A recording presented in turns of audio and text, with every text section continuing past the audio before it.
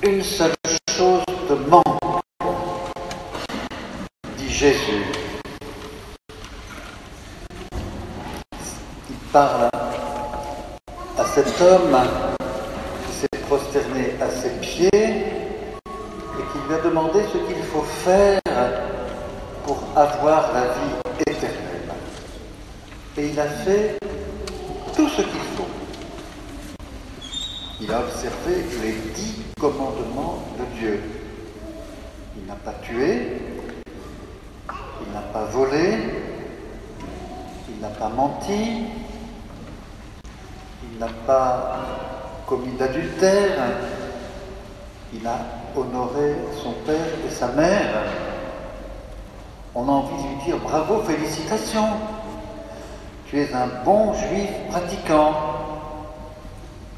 On pourrait dire aussi qu'il aurait observé aujourd'hui tous les commandements de l'Église. Tu sanctifieras le jour du Seigneur, la messe du dimanche. Tu n'oublieras pas de jeûner pendant le carême. Tu iras faire tes Pâques, tu iras te confesser, demander le sacrement du pardon. Et puis évidemment, tu t'engageras dans les associations de la paroisse. L'ordre de Malte, le Secours catholique, le CCLD, le service évangélique des malades, la douche solidaire, l'hospitalité Sainte-Marthe, l'hospitalité du Rosaire, Foi et Lumière, l'équipe Saint-Vincent, Welcome, les équipes de liturgie, le catéchisme, l'aumônerie. Ouh là là! J'ai rencontré de belles figures de chrétiens pratiquants dans cette paroisse, engagés dans leur foi et dans leur vie chrétienne, dans l'Église, dans tous ces services de la paroisse. Et Jésus vient nous dire aujourd'hui, en ce dimanche, une seule chose te manque. Une seule chose te manque. Il parlait à cet homme qui venait se prosterner à ses pieds, un bon juif pratiquant. Et il nous parle aujourd'hui à nous qui sommes rassemblés dans cette église Sainte-Marie-Madeleine à Martigues. Cette parole nous interroge, frères et sœurs. Quelle est la chose qui nous manque? Quelle est la chose qui nous manque? Comment Jésus va allumer une petite lumière chez nous, dans notre cœur et dans notre intelligence en ce dimanche. Il fallait que je réponde à cette question, évidemment, en méditant cette parole d'évangile. Et je me suis dit que tout se résume à cette parole, à ce choix fondamental de notre vie, le choix du Christ. On peut se souvenir aussi de ce que le Christ disait à Marthe, la sœur de Marie. Une seule chose est nécessaire. Une seule chose est nécessaire. Tous les engagements, toutes nos pratiques, toutes nos activités, tout ce que nous faisons comme chrétiens, c'est absolument magnifique, mais peut-être nous manque-t-il cette unique nécessaire. Ce choix fondamental de notre vie, de toute notre vie, de notre liberté, le choix de suivre totalement le Christ, le choix de lui dire oui de toute notre volonté libre, le choix de nous abandonner à lui et de lui faire totalement confiance, et puis la décision de l'imiter, d'apprendre à aimer comme lui. Viens, suis-moi, dit-il à l'homme de la rencontre. Il est le chemin, il est la vérité, il est la vie, il est la sagesse. Nous l'avons entendu dans la première lecture.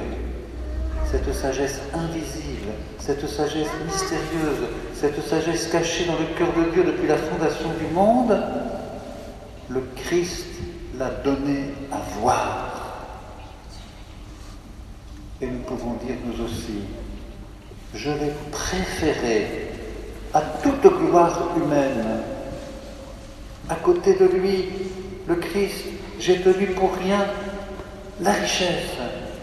Tout l'or à côté de lui, ce n'est rien qu'un peu de sable. L'argent est comme de la boue. Avec lui, avec le Christ, j'ai tout. Avec le Christ, nous avons tout. Nous avons avec nous l'éternel amour. Frères et sœurs, dans notre société sécularisée, devenue païenne, dans notre monde qui n'est plus chrétien, nous ne pouvons plus nous contenter d'un petit vernis catholique,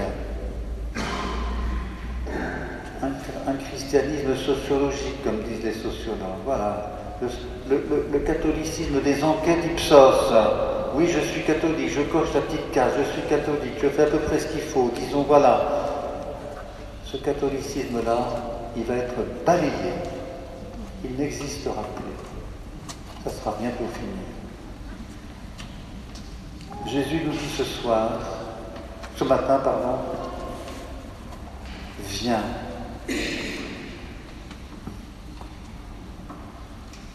Suis-moi. Donne-moi tout. Abandonne-toi en moi, en mon amour. Fais-moi confiance, totalement confiance. Frères et sœurs, il nous faut raviver ce feu d'amour que le Christ allume en nous par la foi.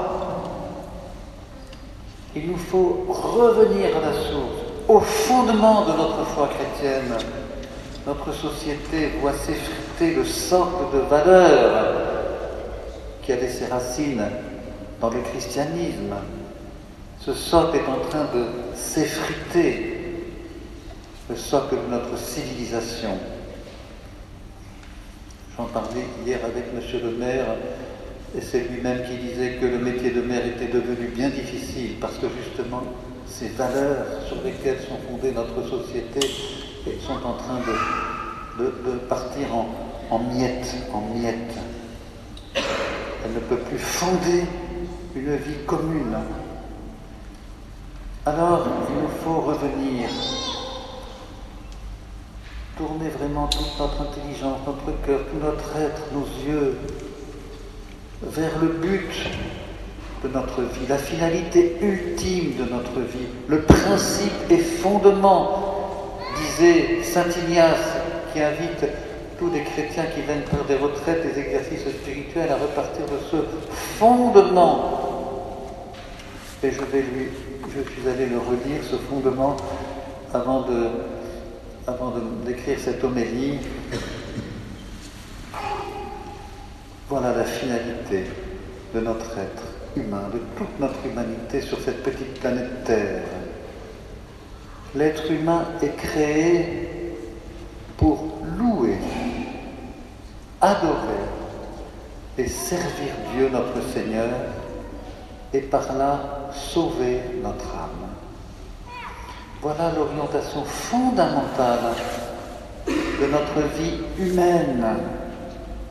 Pauvre vie humaine si fragile qui va se terminer au cimetière.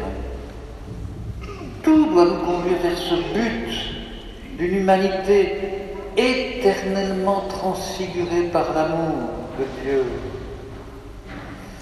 Alors nous pouvons rejoindre l'enseignement de l'Évangile aujourd'hui vis-à-vis de nos richesses.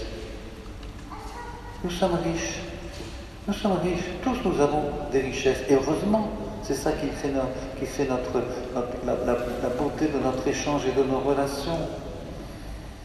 Mais il nous faut avoir devant tout ce que nous possédons, pas simplement l'argent, toutes nos qualités, tous les dons que nous avons reçus. Il nous faut être indifférents. Un principe d'indifférence doit gouverner nos vies. Ça ne veut pas dire être indifférent à Dieu, ça ne veut pas dire être indifférent à nos frères, mais indifférent aux conditions de vie dans lesquelles nous vivons. que nous soyons indifférents d'avoir richesse ou pauvreté. Être détaché de cela. Être indifférent d'avoir la santé plutôt que la maladie ou la maladie plutôt que la santé. Évidemment, désirer la santé, mais être détaché de cette préoccupation qui est légitime. Que nous ayons bonne réputation, que nous soyons dans l'honneur honoré ou au contraire dans l'humiliation, que cela nous laisse indifférents, que nous soyons détachés de tous les compliments que nous pourrions recevoir. Alors vous allez dire, comment apprendre à être chrétien comme ça derrière le Christ, selon son enseignement, essayer de le suivre. Je suis en visite pastorale dans cette paroisse depuis mercredi soir et j'avoue que je suis émerveillé, admiratif de ce que je découvre dans cette paroisse. Vous revenez à la source, je le vois que vous revenez à la source. Je n'ai pas vu une seule rencontre qui n'ait pas commencé par la prière. Se mettre en présence de Jésus, vivant, ressuscité, qui est notre source. C'est lui qui nous rassemble, c'est lui qui vient aimer en nous, c'est lui qui vient pardonner en nous, c'est lui qui vient mettre la lumière en nous. Il est le ressuscité, le vivant. Et j'ai vu que vous le priez, que vous commencez toutes vos rencontres aussi en ouvrant l'Évangile, en vous nourrissant de sa parole, en partageant ce que vous avez, ce que cette parole éclaire de vos cœurs et de vos intelligences. Alors, je vais simplement rappeler les 5 repères que je redis à temps et à contre-temps dans ce diocèse. Je le prêche partout. Nous l'avons d'ailleurs évoqué hier après-midi, ce que l'on appelle les 5 dimensions essentielles de la vie et de la foi chrétienne. Nous les retrouvons dans les Actes des Apôtres, au chapitre 3 et 4, je crois. Nous l'avons aussi dans certaines magnifiques pages de Saint Paul qui s'adressent à ces communautés chrétiennes et qui leur demandent eux aussi de vivre ces 5 dimensions essentielles de la vie chrétienne. Je vais les rappeler brièvement. Premièrement, la prière. Viens, dit Jésus, viens. Viens à moi. Fixe tes yeux sur mon visage. Fixe tes yeux sur mon cœur. Mets-toi en ma présence. Oui, vivons chaque jour les yeux fixés sur le Christ, les yeux fixés sur le Christ, nous nourrissant de sa présence. C'est un ami, un compagnon de route. Deuxièmement, la fraternité, l'amour fraternel. Viens, suis-moi, dit Jésus. Aime tes frères comme je les aime. Regarde tes frères et tes sœurs comme je les regarde. Aimez comme je vous aime. C'est à l'amour que vous aurez les uns pour les autres que l'on reconnaîtra que vous êtes mes disciples de Jésus. Alors apprenons à aimer de cet amour du Christ.